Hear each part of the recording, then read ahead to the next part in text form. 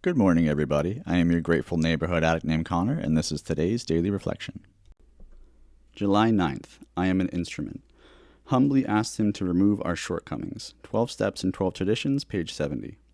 The subject of humility is a difficult one. Humility is not thinking less of myself than I ought to. It is acknowledging that I do certain things well.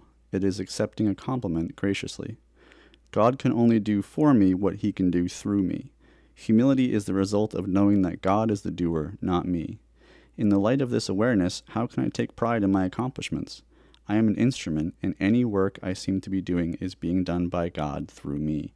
I ask God on a daily basis to remove my shortcomings in order that I may more freely go about my AA business of love and service. Hi everybody, I think I've got another great video for you today. So about today's reflection, we're going to start out with a quote that I love, believe it or not, from one of my favorite childhood cartoons that still really rings true today. It's pride is not the opposite of shame. It is its source.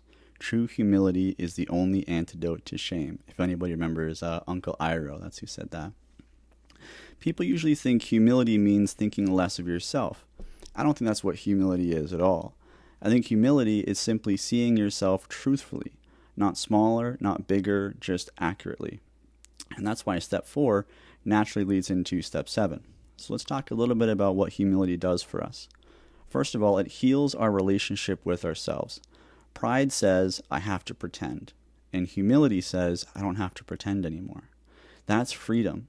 So the products of humility are honesty, surrender, freedom, self-acceptance, grace, love, wisdom, and gratitude. Step 4 gives us honesty. Step 7 gives us humility. Humility makes surrender possible, and surrender brings freedom. Freedom allows acceptance. Acceptance grows into love, and love becomes the place where God's grace is experienced most deeply. So, addiction and recovery. How does this relate to my addiction? Well, I know now after God pulled me out of the pit that I was in that he's real and that he loves me and that he wants what is good for me. And my addiction was definitely not good for me. He said in that white light experience that I had, Connor, one path leads to death and one path leads to life. Choose life as I have chosen you. And I had to choose. And I chose life. Now, that took humility. After that, he told me to flush everything I had. And I didn't do it right away. And my pride argued with him. It said, really, God? All of it? Right now? I just bought an 8-ball. But instead of listening to myself, I listened to God. And I flushed it. All of it. Now, humility was the moment I stopped trusting the voice inside my own head more than the voice of God. And that wasn't just humility, that was surrender. But it took humility. Humility enough to listen to something I didn't want to hear. So let's relate this to the 12 steps. Until we're honest about who we are, we'll never know which parts of our lives came from our own strength and which came from God's grace. I think this is what got Satan. His pride told him that God's doing was his own, which is something we all do. So in a way, pride is spiritual plagiarism. That's why we do step 4. Because if we can't look at ourselves truthfully, we will never fully know who we are. And that's humility. And arguably the most important part of our relationship with ourselves, because your relationship with yourself is entirely within your control, and it also is the only control factor in all of your subsequent relationships. So if our relationship with ourselves isn't right, how do we expect any of our other relationships to function properly either? As in our relationship with God and our relationship with others. That's why steps 4 and 5 come before 6, 7, 8, and 9. So let's relate this to faith. What is God teaching me through this?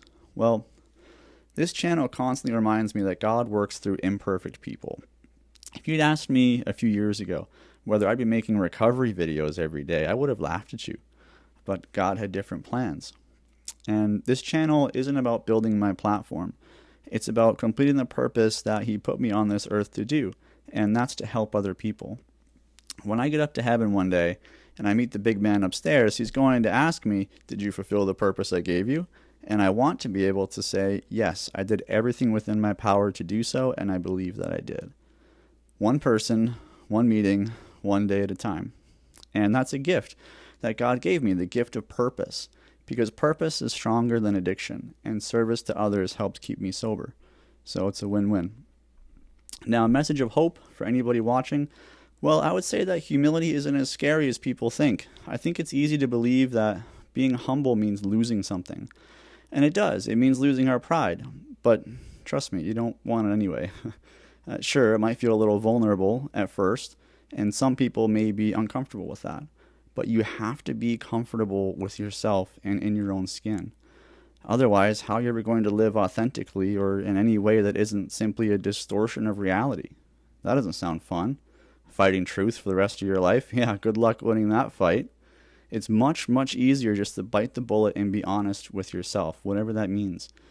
And the result of that is accepting who you actually are, not who you think you are or want to be. And that eventually turns into loving yourself exactly as you are.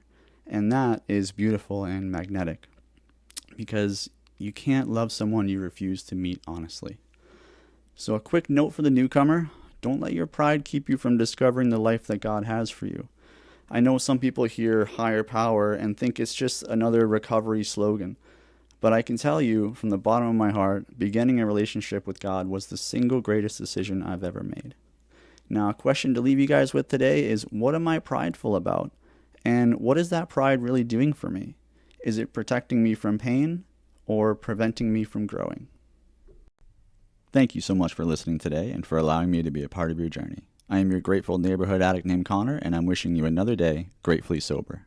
Until tomorrow.